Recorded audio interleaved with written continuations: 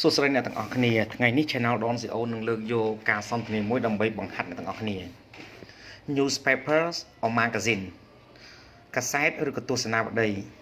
What are the benefits of reading a newspapers or magazine តើអ្វីទៅគឺជាអត្ថប្រយោជន៍នៃការអានកាសែតឬក៏ទស្សនាវដ្តី Newspapers or magazines can broaden your mind about thousands of things without the need to travel កាសែតឬក៏ទស្សនាវដ្តីអាចពង្រីកនៅចិត្តគំនិតរបស់អ្នកអំពីរឿងរ៉ាវរាប់ពាន់ប្រភេទដោយមិនចាំបាច់ធ្វើដំណើរទៅ How often do you read it តើអ្នកអានវាញឹកញាប់ប៉ុណ្ណាទៅ I read it every day ខ្ញុំអានវាជារៀងរាល់ថ្ងៃ What the best time to read a newspaper តើពេលវេលាណាជាពេលវេលាដ៏ល្អបំផុតដើម្បីអានកាសែតI think the best time is in the morning when you start a new day ខ្ញុំគិតថាពេលវេលាដ៏ល្អបំផុតគឺនៅពេលព្រឹកនៅពេលដែលអ្នកចាប់ផ្ដើមនៅថ្ងៃថ្មី What types of magazines do you usually read តើជាធម្មតាប្រភេទទស្សនាវដ្តីអ្វីដែលអ្នកអាន I usually read politics and fashion magazine I also enjoy readings about cultures and tourism ជាធម្មតាខ្ញុំចូលចិត្តអានទស្សនាវដ្តីអំពីនយោបាយនិងបង្ហាញម៉ូដខ្ញុំរីករាយអានផងដែរអំពីវប្បធម៌និងទេសចរណ៍ What's your favorite magazine តើទស្សនាវដ្តីអ្វីដែលអ្នកចូលចិត្ត My favorite is the New York Times which writes about all sorts of things business sport movies travel books job education and real estate ចំណង់ចំណូលចិត្តរបស់ខ្ញុំគឺ The New York Times ដែលសរសេរអំពីរឿងរ៉ាវគ្រប់ប្រភេទទាំងអស់ដូចជាជំនួញកីឡា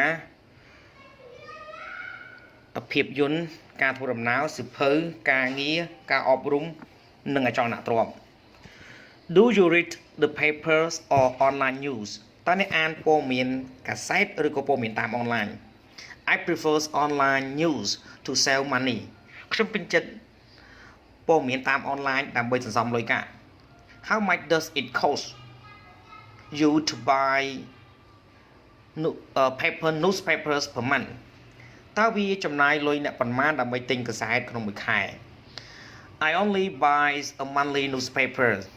so it doesn't cost much money around $5 per month ខ្ញុំគ្រាន់តែទិញកាសែតប្រចាំខែដូច្នេះវាមិនចំណាយលុយច្រើននោះទេប្រហែល$5ក្នុងមួយខែ What is the most popular magazine in your country តើទស្សនាវដ្តីអ្វីដែលមានប្រជាប្រិយភាពជាងគេបំផុតនៅក្នុងប្រទេសរបស់អ្នក I think it would be Forbes magazine a leading source of reliable business news and financial information ខ្ញុំគិតថាវាគឺទស្សនាវដ្តី Forbes ដែលនាំមកនៅប្រភពសម្រាប់ព័ត៌មានមុខជំនួញនិងព័ត៌មានហិរញ្ញវត្ថុដែលអាចជឿទុកចិត្តបាន With the popularities of internet do you think newspapers and magazine will disappear ជាមួយនឹងប្រជាប្រិយភាពនៃអ៊ីនធឺណិតតើអ្នកគិតថាកាសែតហើយនឹងទស្សនាវដ្តីនឹងបាត់បង់ទេ Yes unfortunately it just a matter of time បានជាអកុសលវាគ្រាន់តែជាបញ្ហានៃពេលវេលាប៉ុណ្ណោះសូមអរគុណសម្រាប់ការទស្សនាវីដេអូសូមជួយចុច Subscribe like and share to channel Don CEO ដើម្បីទទួលបានវីដេអូថ្មីៗសូមអរគុណ